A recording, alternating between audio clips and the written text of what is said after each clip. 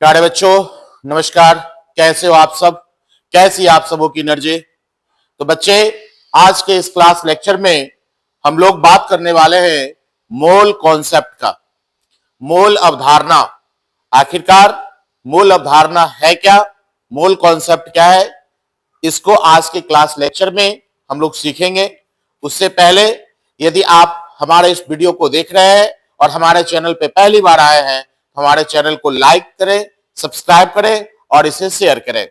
कहा गया है, हौसला रख, एक समय ऐसा आएगा, हौसला रख, एक समय ऐसा आएगा कि घड़ी किसी और की होगी और समय तेरा बताएगा।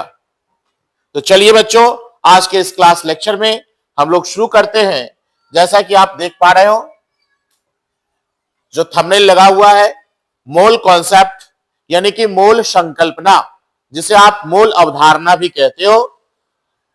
तो आज के इस क्लास लेक्चर में हम जानेंगे कि आखिरकार मोल कॉन्सेप्ट क्या है, मोल अवधारणा क्या है।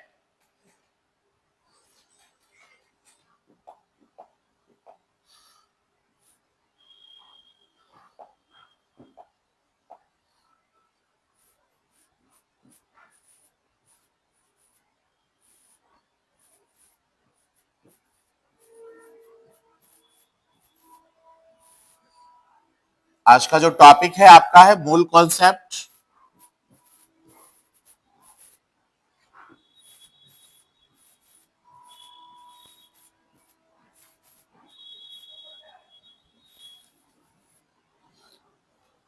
सबसे पहले हम लोग सीखेंगे कि आखिरकार मोल क्या है। उससे पहले हम लोग जान लें कि मोल शब्द का सर्वप्रथम प्रयोग, ये जो मोल देख पा रहे हो आप, इस मोल शब्द का सर्वप्रथम प्रयोग करने वाला एक वैज्ञानिक थे जिसका नाम था ओस्टवाल्ड। तो आप बता सकते हो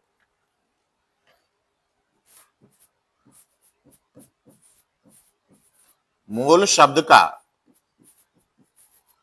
सर्वप्रथम प्रयोग करने वाला वैज्ञानिक, सर्वप्रथम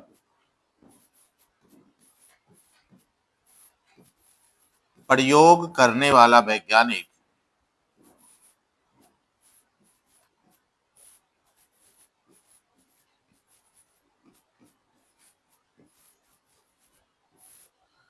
ओस्टवाल्ड थे। क्या नाम था इनका? ओस्टवाल्ड, ओस्टवाल्ड थे। आखिरकार मोल होता क्या है, मोल होता क्या है? तो आप जवाब दोगे, मोल जो है ना, मोल पदार्थ की मात्रा की वह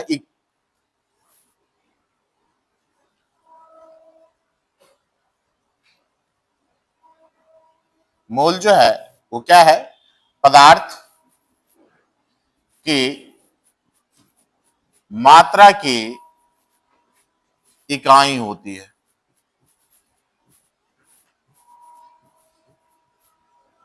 मोल क्या होती है? पदार्थ की मात्रा की इकाई होती है। जैसे मैं एक बात आपको समझाना चाह रहा हूं, अब सीखेंगे। जैसे 12 चीजों के समूह को, 12 चीजों के समूह को आप एक दर्जन कहते हो, कहते हो। 12 चीजों के समूह को क्या कहते हो? एक दर्जन कहते हो। अगर 100 चीजें हैं, अगर 100 चीजें हैं, 100 चीजों के समूह को आप एक सैकड़ा कहते हो। जैसे दो चीजों के समूह को आप एक जोड़ी कहते हो।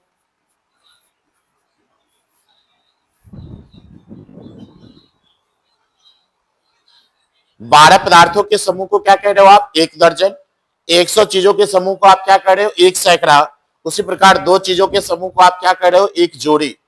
ठीक उसी प्रकार किसी भी पदार्थ के 6.022 इंटू 10⁻23 इतने चीजों के समूह को आप कहते हो एक मोल। क्या कहते हो? एक मोल। यानी आप कह सकते हो एक मोल में किसी पदार्थ की 6.022 इंटू 10⁻23 इकाइयां उपस्थित होती है। नहीं, आप कभी कभी देखोगे इसके जगह पे 6.022 के जगह पे 23 भी लिखा मिल सकता है आपको, इंटू 10⁻23 इज इक्वल टू 1 मोल। अब इसको लेकर के कंफ्यूज नहीं होना है, लास्ट में 22 है और ये 23 है। आपको पता है डिसिमल के बाद अगर अगले अंक को देखेंगे 5 या 5 से ज्यादा होता है तो पहले वाले अंक को एक क्या कर दिया जाता है, बढ़ा दिया जाता है। उसके अकॉर्डिंग ये दोनों ही वैल्यू हमारा सही है। तो ऑब्जेक्टिव क्वेश्चन में भी क्वेश्चन पूछ दिए जाते हैं, एक मोल कितने के बराबर होता है, तो क्या बताओगे आप, 6.022 इंटू 10⁻23।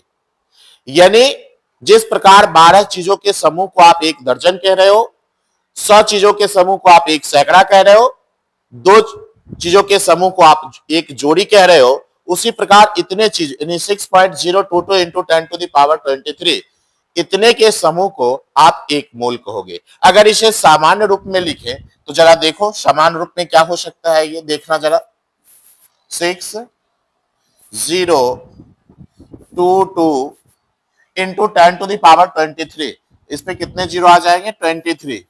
1 2 3 4 5 6 7 8 9 11 12 13 14 15 16 17 18 19 20 21 22 23 इतने चीजों का यह समूह है। 23 हो गया, लेकिन इसमें 3 डिजिट के बाद डिस्मल भी आएगा, तो आप 3 डिजिट के बाद डिस्मल डाल दो, यहां डिस्मल आ गया। और आपको पता है डिस्मल के बाद जीरो का कोई वैल्यू नहीं होता है, तो मैं इस जीरो को इरेज कर लूं।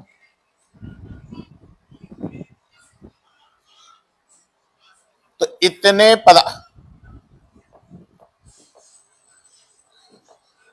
इतने पदार्थों के समूह को ही हम लोग कहते हैं एक मोल। यानी आपको अगर हम बात कर लें, देखेंगे प्यारे बच्चों, अगर मैं बोल दूं एक मोल केला, तो आप कितना समझेंगे, एक मोल केला कितने के बराबर होगा, बता दो बच्चे। 6.022 इंटू 10⁻23 केले आ जाएंगे इसमें। नहीं, अगर मैं बोल दूं एक मोल कलमे, तो बताओगे बच्चे कितने कलमे हो जाएगी एक मोल कलमे बराबर, 6.022 इंटू 10⁻23 कलमे। आप सभी का पसंद क्या है बच्चे, पसंदीदा चीज बताएंगे। लड़कियों का पसंदीदा चीज क्या होता है, गोलगप्पा। बोला था एक मोल गोलगप्पा, एक मोल गोलगप्पा बताओ कितने के बराबर होगा, 6.022 इंटू 10⁻23 गोलगप्पे।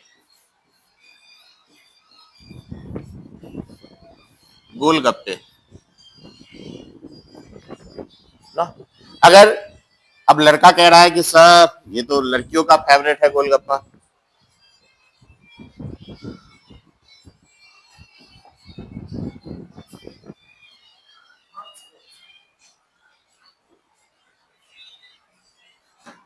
अब चलो बच्चे आपके पसंद का मैं बता दूं, अगर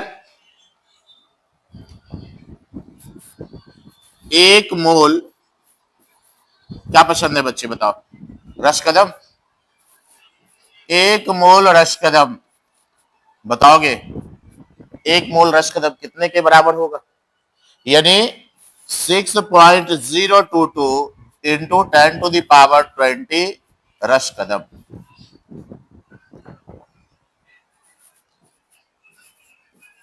20 रसकदम।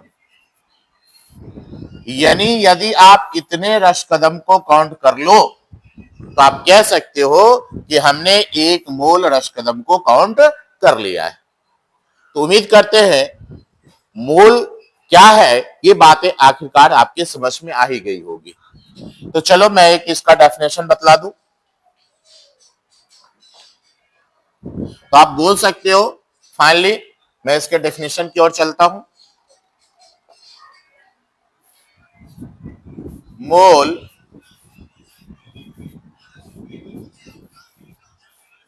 किसी पदार्थ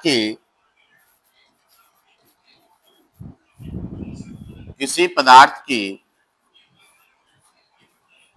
मात्रा की वह इकाई होती है, किसी पदार्थ की मात्रा की वह इकाई होती है जिसमें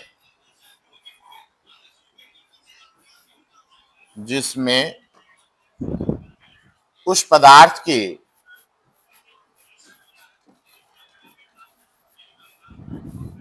जिसमें उस पदार्थ की 6.022 इंटू 10⁻23 इकाइयां उपस्थित होती है। इकाइयां उपस्थित होती है। इकाइयां उपस्थित होती है। क्या लिखा हमने? मोल किसी पदार्थ की मात्रा की वह इकाई है जिसमें उस पदार्थ की कितनी इकाइयां उपस्थित होती है? 6.022 इंटू 10⁻23 इकाइयां उपस्थित होती है। तो बच्चे एक बात और जान लीजिए, मोल को किससे रिप्रेजेंट करते हैं? मोल को स्मॉल एन से प्रदर्शित किया जाता है। मोल को स्मॉल एन से प्रदर्शित किया जाता है। याद रखेंगे इसे। मोल को किससे प्रेजेंट करते हैं या प्रदर्शित करते हैं बच्चे? स्मॉल एन से। और मैं बतला दूं, ये जो है 6.022 इंटू 10⁻23 को एवोगाड्रो नंबर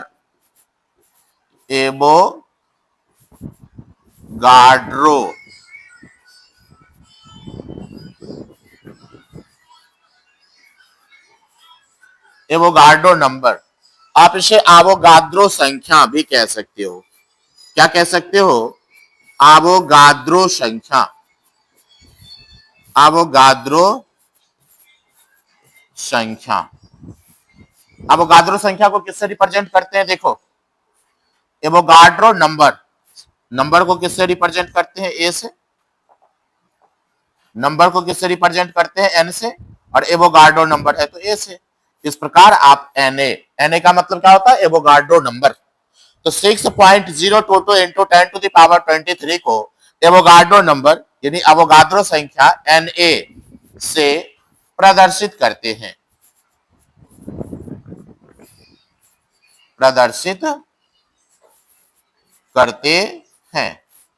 फाइनली बच्चे, यदि आपसे पूछा जाए कि बताओ एवोगाड्रो नंबर क्या है, तो आप बताओगे एवोगाड्रो नंबर को किससे रिप्रेजेंट करते हैं? Na से। ये आपको एवोगाड्रो नंबर हो गया। भूल बस अगर कैपिटल एन और स्मॉल ए लिख दिए तो ये बेटा सोडियम हो जाएगा और ये आपका गलत हो जाएगा। Na एवोगाड्रो नंबर को रिप्रेजेंट किया जाता है। एवोगाड्रो नंबर किसके इक्वल होता है? 6.022 इंटू 10⁻23 ना। इसे ही हम लोग कहते हैं अवोगाद्रो संख्या या अवोगाद्रो नंबर। आपको यहां पे कभी कभी ऐसा भी लिखा मिल सकता है 6.023 इंटू 10⁻23। तो ध्यान से देख लें, यही है Avogadro number. Avogadro number, Avogadro संख्या। तो चलिए आगे चलते हैं, हम लोग कुछ एग्जाम्पल्स को कर लेते हैं। अगर मैं बोलूं, अभी तक तो कुछ समझाने के तर्ज पे मैंने आपको एग्जाम्पल दिया था, अभी कुछ केमिस्ट्री से रिलेटेड मैं एग्जाम्पल दे दूं। अगर आपको बोला जाए, ध्यान से देखना, मैं हर एक चीजों को इससे रिलेट करूंगा।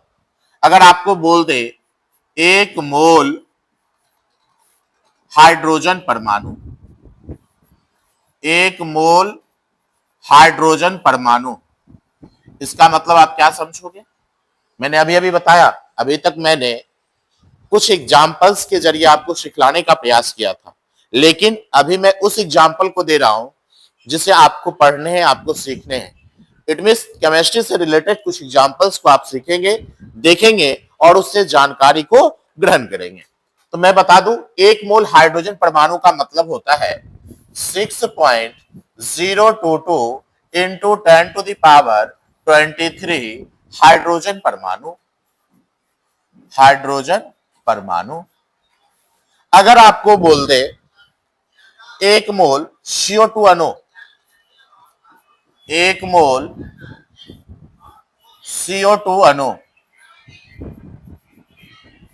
बेटा सारे एग्जाम्पल अलग अलग हैं, ये एग्जाम्पल अलग है, ये एग्जाम्पल अलग है, ध्यान से देखते जाना। ये परमाणु के लिए मैं बतला रहा हूं, ये अणु के लिए बतला रहा हूं, ठीक है? पैसेंस रख के पढ़ाई कीजिए। हर एक चीज, चाहे वो छोटी से छोटी चीज ही क्यों ना हो, आपके लिए बहुत ही महत्वपूर्ण है। यदि आप इन छोटी चीजों को सीख के चलते हैं, फिर आपके लिए कोई भी सब्जेक्ट हो, केमिस्ट्री नहीं, मैं किसी भी सब्जेक्ट की बात कर रहा हूं, वो फिर आपके लिए आसान हो जाएगा। 1 मोल CO2 अणु का मतलब हो जाता है 6.022 इंटू 10⁻23 CO2 अणु।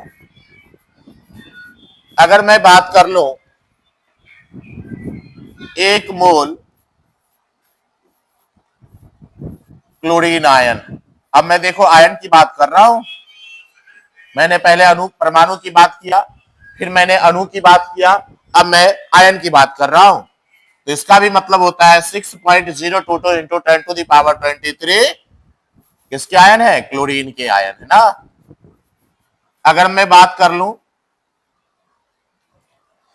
1 मोल NaCl, अगर मैं बात कर लूं 1 मोल NaCl, तो बताओ तो कितने NaCl की बात होगी? 1 मोल NaCl, इसका मतलब है 6.022 इंटू 10⁻23 NaCl अणु की बात हो रही है, NaCl अणु की बात हो रही है। अगर मैं बोल दूं 1 मोल इलेक्ट्रॉन, 1 मोल इलेक्ट्रॉन, देखो इलेक्ट्रॉन को इस तरह से रिप्रेजेंट करते हैं, 1 मोल इलेक्ट्रॉन बराबर कितने हो जाएंगे? 6.022 इंटू 10⁻23 इलेक्ट्रॉन। अगर मैं बात कर लूं 1 मोल प्रोटॉन की, 1 मोल प्रोटॉन, तो बताओगे 1 मोल प्रोटॉन किसके इक्वल होगा? 6.022 इंटू 10⁻23 प्रोटॉन के इक्वल होगा। अगर मैं बात कर लूं 1 मोल न्यूट्रॉन, 1 मोल न्यूट्रॉन, देखो न्यूट्रॉन को किस तरह से रिप्रेजेंट किया जाता है, 1 मोल न्यूट्रॉन किसके इक्वल होगा? 6.022 इंटू 10⁻23 न्यूट्रॉन। चलो ETC, आशा करता हूं कि आप इसे समझे होंगे, सीखे होंगे बेहतरीन तरीके से। चलिए आगे चलते हैं हम लोग।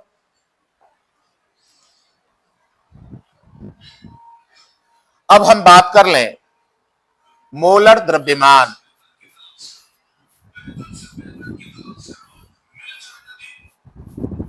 मोलर द्रव्यमान, जिसे आप कहते हो मोलर मास, मोलर मास। अगर आपसे कोई पूछे what is molar mass, molar mass को किससे रिप्रेजेंट करते हो? कैपिटल एम से। किससे रिप्रेजेंट करते हो बच्चे? कैपिटल एम से। चलिए, मोलर मास यानी कि मोलर द्रव्यमान, molar mass it means molar द्रव्यमान। मोलर द्रव्यमान होता क्या है? तो किसी भी पदार्थ के 1 मोल का जो द्रव्यमान होता है उसे आप कहते हो मोलर द्रव्यमान। क्या कहा बच्चों हमने? किसी भी पदार्थ के 1 मोल का द्रव्यमान, 1 मोल तो पता हो गया ना, 1 मोल कितने के बराबर है? जल्दी से कमेंट सेक्शन में आके कमेंट करें। 1 मोल का मतलब होता है 6.022 इंटू 10⁻23। तो किसी भी पदार्थ के एक मोल का जो द्रव्यमान होता है, आप द्रव्यमान को भार कह सकते हो समझने के लिए। केमिस्ट्री के क्लास में द्रव्यमान और द्रव्यमान को भार या भार को द्रव्यमान कह लो, बट फिजिक्स के क्लास में आप द्रव्यमान को भार कहोगे और भार को द्रव्यमान, तो फिजिक्स वाले सर कंटाप लगाएंगे, क्योंकि द्रव्यमान और भार दो अलग अलग भौतिक राशियां हैं। मैंने भी आपको क्लास में सिखाया है कि द्रव्यमान अलग है, भार अलग है। आप समझने के लिए द्रव्यमान को भार कह सकते हो, ठीक है। तो मैं क्या बता रहा था, किसी भी पदार्थ के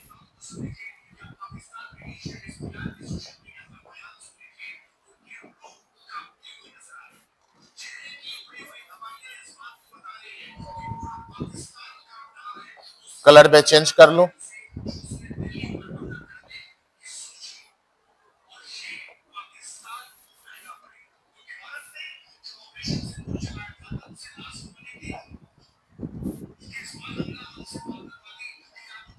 कलर कॉम्बिनेशन सही नहीं बैठ रहा है। ये लो, देखा जाए। चलिए,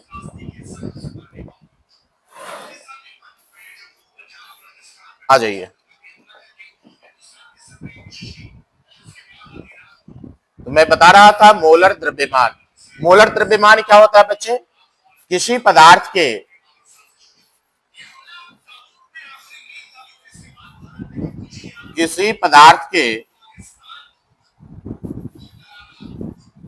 एक मोल, किसी पदार्थ के एक मोल, और आप ब्रैकेट में लिख सकते हो एक मोल का मतलब 6.022 इंटू 10⁻23। किसी पदार्थ के एक मोल के द्रव्यमान आप समझने के लिए इसे भार कह सकते हो। समझने के लिए, मैं ये नहीं कह रहा हूं कि द्रव्यमान को भार कहते हैं, समझने के लिए भार। किसी पदार्थ के एक मोल के द्रव्यमान को मोलर द्रव्यमान कहते हैं, को मोलर द्रव्यमान कहते हैं। किसी पदार्थ के एक मोल के द्रव्यमान को क्या कहते हैं बच्चे? मोलर द्रव्यमान कहते हैं। और मैं एक बात और बतला दूं, मोलर द्रव्यमान को किससे रिप्रेजेंट करते हैं? एम से। इसे कैपिटल एम से प्रदर्शित किया जाता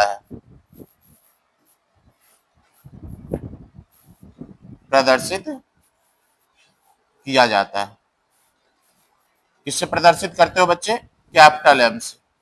और इसकी सबसे खास बात यह कि जो आपका ये मोलर द्रव्यमान है ना, ध्यान से देखते जाना बच्चे, ये जो मोलर द्रव्यमान है ना, मोलर द्रव्यमान ये किसके किसके बराबर हो सकता है?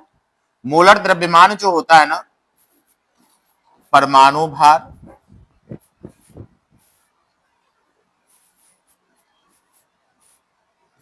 अणुभार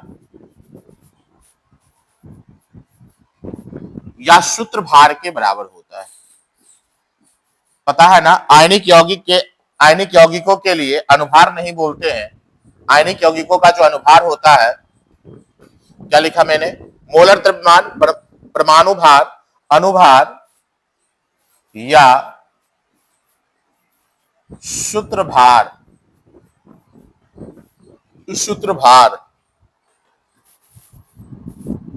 के बराबर होता है। सूत्र भार के बराबर होता है। देखो क्या हो गया, ये जो मोलर द्रव्यमान है ना, किसके किसके बराबर होगा? परमाणु के भार के, या फिर अणुभार के, या फिर सूत्र भार के बराबर होता है। परमाणु का भार परमाणु भार कहलाएगा, अणु का जो भार होगा वो अणुभार कहलाएगा, परमाणु का जो भार है परमाणु भार कहलाता है। अब मन में आपके एक सता रहा होगा बात, सर सूत्र भार क्या होता है? अगर आपके पास कोई आयनिक यौगिक है तो आयनिक यौगिक के लिए उसके भार को अनुभार न कहकर सूत्र भार कहा जाता है, क्योंकि अनुभार किसके लिए होगा? अणु का भार। तो आयनिक यौगिक में तो अणु होते नहीं है। जैसे अगर मैं बात कर लूं NaCl, ये एक प्रकार का आयनिक यौगिक है। कैसा यौगिक है? ये आपका आयनिक यौगिक है। तो आयनिक यौगिक में आयन होते हैं। ये टूटता होगा तो आपको पता है, सोडियम आयन और क्लोराइड आयन के रूप में टूटते हैं। तो आयनिक यौगिकों में क्या होते हैं? आयन होते हैं। तो आयन के लिए अगर अणु रहता तब तो उसे अनुभार कहते। अणु तो है नहीं, वो आयनों में बढ़ जाते हैं, इसलिए अनुभार ना कह के आयनिक यौगिकों के लिए क्या कहा जाता है? अनुभार को ही सूत्रभार कहा जाता है। जैसे अगर मैं बात कर लूं NaCl, मैंने अभी बताया NaCl है, ये आयनिक यौगिक है, तो इसके लिए हम अनुभार नहीं कहेंगे। NaCl के लिए अनुभार शब्द का प्रयोग करना गलत होगा। तो NaCl के लिए सही क्या होगा? तो NaCl के लिए सही जो होगा वो होगा हमारा सूत्रभार। क्या सही होगा? सूत्रभार, ये सही होगा। और अनुभार NaCl के लिए गलत होगा। सिर्फ NaCl के लिए ही नहीं, किसी भी आयनिक यौगिकों के लिए अनुभार ना कह के उसके भार को हम लोग सूत्रभार कहेंगे। तो चलिए, आपने सीखा मोलर द्रव्यमान किसके बराबर होता है? परमाणु भार के, या फिर अणुभार के, या फिर सूत्रभार के बराबर होता है। चलिए नेक्स्ट स्लाइड की ओर चलते हैं। जैसे आप जानते हो, क्या जानते हो बच्चे? आप जानते हो, अगर मैं बोल दूं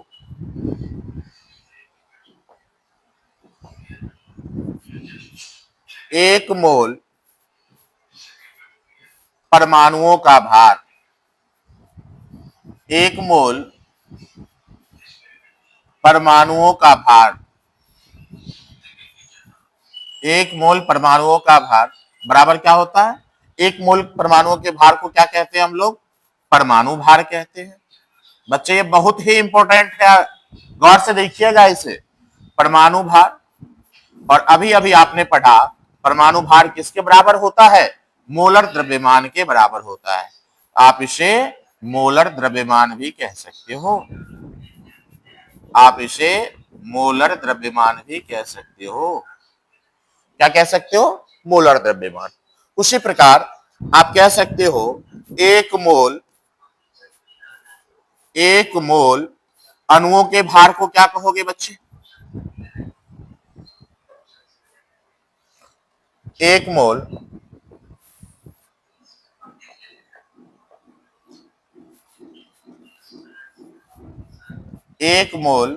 अणुओं का भार, और एक मोल अणुओं का भार क्या कहलाएगा बच्चे? आप ही बता दोगे। एक मोल परमाणु के भार को परमाणु भार कहा, तो हम एक मोल अणु के भार को क्या कहेंगे? अणुभार।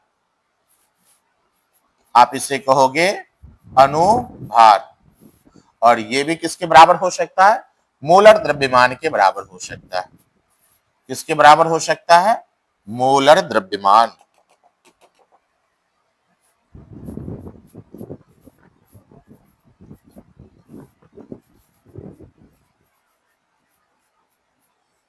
मोलर द्रव्यमान, ठीक है।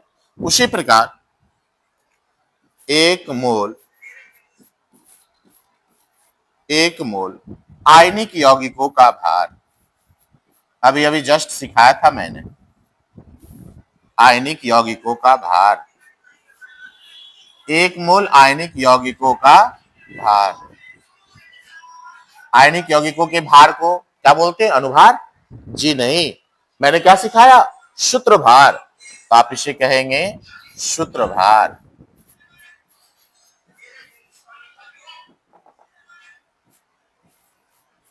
क्या कहेंगे इसे? सूत्रभार। और सूत्रभार भी किसके बराबर होता है बच्चे? मोलर द्रव्यमान के बराबर होता है। आप इसे कहोगे किसके बराबर होता है? मोलर द्रव्यमान, या आप इसे m के इक्वल कह सकते हो। ठीक है, तो बच्चे इसे आप याद रखेंगे। तो आपने सीखा मोलर द्रव्यमान क्या है। अब हम जो बात करने वाले हैं मोलर आयतन के बारे में। ठीक है, चलिए नेक्स्ट स्लाइड की ओर चलते हैं। हम लोग बात कर लें हम मोलर आयतन। मोलर आयतन जिसे आप कहोगे मोलर वॉल्यूम। ठीक है, मोलर वॉल्यूम। मोलर वॉल्यूम क्या होते हैं बच्चे, बताओगे? बताओगे? बताओ क्या होते हैं मोलर वॉल्यूम? किसी भी पदार्थ का या एनटीपी पर, एनटीपी क्या होता है बताओ? एनटीपी क्या होता है? एनटीपी का फुल फॉर्म होता है नॉर्मल टेम्परेचर एंड प्रेशर, सामान्य ताप और दाब। याद रखेंगे एनटीपी, मैं बतला दूं एनटीपी। एनटीपी का फुल फॉर्म क्या होता है बच्चे? Normal temperature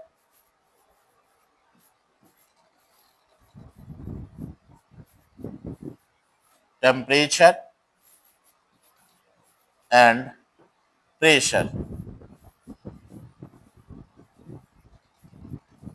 normal temperature and pressure, जिसे आप क्या कहते हो? सामान्य ताप एवं दाब। आप इसे बोलते हो सामान्य ताप एवं दाब। सामान्य ताप एवं दाब। तो एनटीपी पर किसी भी गैस के एक मोल का आयतन मोलर आयतन कहलाता है। और पता है आपको एनटीपी पर किसी भी गैस के एक मोल का आयतन कितना होता है? तो एनटीपी पर किसी भी गैस के एक मोल का आयतन होता है 22.4 लीटर। ध्यान से सुनेंगे बच्चे, आपसे ये क्वेश्चन ऑब्जेक्टिव में पूछा जाता है कि बताइए किसी भी गैस के एक मोल का आयतन एनटीपी पर कितना होता है? तो क्या जवाब दोगे? 22.4 लीटर। और एक मोल के आयतन को ही हम लोग कहते हैं मोलर आयतन। तो आप यहां से डिफिनेशन दे सकते हो। क्या दोगे डिफिनेशन इसका? एनटीपी पर किसी भी गैस के एनटीपी पर किसी भी गैस एनटीपी पर किसी भी गैस के एक मोल एनटीपी पर किसी भी गैस के एक मोल एनटीपी पर किसी भी गैस के एक मोल का आयतन एनटीपी पर किसी भी गैस के एक मोल का आयतन 22.4 लीटर होता है। कितना होता है बच्चे? 22.4 लीटर होता है। इसे ही या इस आयतन को ही या इसे ही मोलर आयतन कहते हैं। इसे ही मोलर आयतन कहते हैं। इसे ही क्या कहते हैं बच्चे? मोलर आयतन कहते हैं। एनटीपी पर किसी भी गैस के एक मोल का आयतन कितना होता है? 22.4 लीटर होता है। और इस आयतन को ही आप कहते हो मोलर आयतन। फॉर एग्जाम्पल, चलो मैं एग्जाम्पल लगा दूं। अगर आपसे पूछे जाते हैं, अगर आपसे पूछा जाता है, बताओ बच्चे, आपसे पूछा जाता है हाइड्रोजन का मोलर आयतन, हाइड्रोजन का मोलर आयतन, तो आप क्या जवाब दोगे? अगर आपसे कोई पूछ दिया हाइड्रोजन का मोलर आयतन तो क्या बोलोगे? एक मोल हाइड्रोजन का आयतन, क्या बोलोगे? एक मोल हाइड्रोजन गैस का आयतन। एक मोल हाइड्रोजन गैस का आयतन पढ़ लोगे कि नहीं पढ़ोगे इसे? एक मोल हाइड्रोजन गैस का आयतन। और पता है एक मोल हाइड्रोजन गैस का आयतन कितना होता है? मैंने तो अभी बताया है किसी भी गैस के एक मोल का आयतन कितना होता है? 22.4 लीटर। ये किसके इक्वल होता है? 22.4 लीटर के इक्वल होता है। किसके इक्वल होता है बच्चे? ये इक्वल होता है 22.4 लीटर। उसी तरह से एक दूसरा एग्जाम्पल ले लो आप। अगर आप बात कर लो ऑक्सीजन का मोलर आयतन, अगर आपसे कोई पूछ दे ऑक्सीजन का मोलर आयतन तो क्या जवाब दोगे बच्चे? आप कह सकते हो 1 मोल ऑक्सीजन गैस का आयतन, 1 मोल 1 मोल 1 मोल ऑक्सीजन गैस का आयतन, 1 मोल ऑक्सीजन गैस का आयतन। और ये भी कितना होता है? किसी भी गैस का एनटीपी पर किसी भी गैस के 1 मोल का आयतन कितना होता है बच्चे? 22.4 लीटर होता है, 22.4 लीटर। और इसे ही आप लोग क्या कहते हो? मोलर आयतन कहते हो। क्या कहते हो बच्चे? इसे मोलर आयतन कहते हैं। तो मैं एक बात बतला दूं, फाइनली एक फॉर्मूला दे रहा हूं, इसे आप लोग याद करके आएंगे अगले क्लास में। अगर आज की क्लास में देखें तो हम लोगों ने क्या सब सीखा? सबसे पहले यह सीखा कि मोल क्या है, फिर हम लोगों ने सीखा मोलर द्रव्यमान क्या है, फिर हम लोगों ने बात किया मोलर आयतन क्या है। तो अगर आपको मोल को कैलकुलेट करने के लिए दिए जाते हैं प्रश्न तो आप इस प्रकार से कैलकुलेट करेंगे। मैं बतला दूं, मोल बराबर, ध्यान से सुनना इस चीजों को,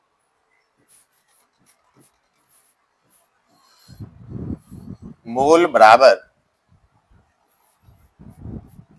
भार बटा अनुभार। मोल बराबर क्या होता है बच्चे? भार बटा अनुभार। या फिर आप कह सकते हो मोल बराबर, क्या कह सकते हो? भार बटा परमाणु भार, भार बटा परमाणु भार। या फिर आप ये कह सकते हो आयतन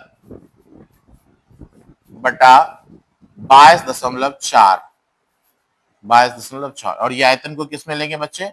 लीटर में। ये भी तो पता ही है ना, 22.4 भी लीटर में ही रहता है। तो आप मोल को इस फॉर्मूला से कैलकुलेट कर सकते हो, आप मोल को इस फॉर्मूला से कैलकुलेट कर सकते हो, इस फॉर्मूला से कैलकुलेट कर सकते हो। अगर अणु होगा तो भार बटा अनुभार, पता ही है, परमाणु के लिए भार बटा परमाणु भार। और कोई गैसीय रिएक्शन होगा तो गैसीय रिएक्शन में अगर आयतन दिया हुआ है उसमें आप 22.4 लीटर से भाग कर लेंगे। क्यों 22.4 लीटर से? क्योंकि मैंने आपको सिखाया है एनटीपी पर किसी भी गैस के 1 मोल का आयतन 22.4 लीटर होता है। इस प्रकार आप अगर उसके वॉल्यूम में उसके आयतन में 22.4 लीटर से भाग दे लेते हैं तो आपको क्या मिल जाती है? मोलों की संख्या। मोल कह ले, आप इसे और भी कह सकते हो, क्या कह सकते हो बच्चे? आप इसे कह सकते हो मोलों की संख्या, मोलों की संख्या। ठीक है, मोल कह लो या फिर आप इसे क्या कह लो? मोलों की संख्या। और मैंने एक बात और बताया था बच्चे आपको, क्या बताया था? मोल को किससे रिप्रेजेंट करते हैं? एन से। आप इसको ऐसे भी कह सकते हो, मोल को किससे रिप्रेजेंट करते हैं? एन से। भार को किससे रिप्रेजेंट करते हैं? डब्ल्यू से। अनुभार को एम से। ये भार है, भार को किससे रिप्रेजेंट करते हैं? डब्ल्यू को। परमाणु भार को किससे रिप्रेजेंट करते हैं? ए से। और ये आयतन है, वॉल्यूम कह सकते हो आप, इसके लिए वॉल्यूम कह सकते हो ना। तो मैं कुछ होमवर्क दे रहा हूं, आप सभी होमवर्क करके आएंगे। होमवर्क है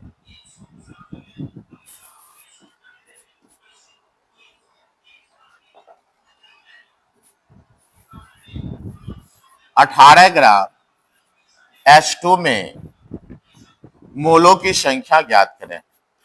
आप इस क्वेश्चन को करके आएंगे। मोलों की संख्या, मोलों की संख्या ज्ञात करें। दूसरा क्वेश्चन है 48 ग्राम ऑक्सीजन में मोलों की संख्या ज्ञात करें।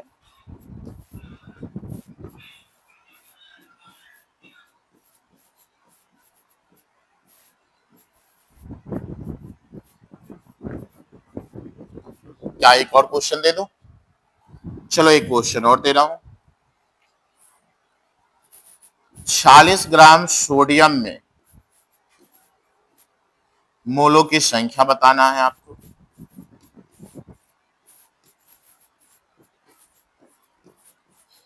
चालीस ग्राम सोडियम में मोलों की संख्या ज्ञात करना है आपको। और बेटा गर्मी है, गर्मी में क्या पीना पसंद करोगे बताओ? मंगवा दो ग्लूकोज? चलो बता दोगे।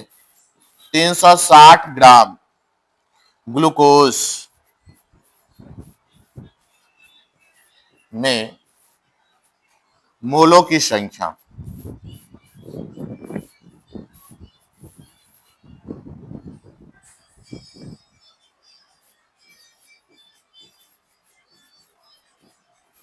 मोलों की संख्या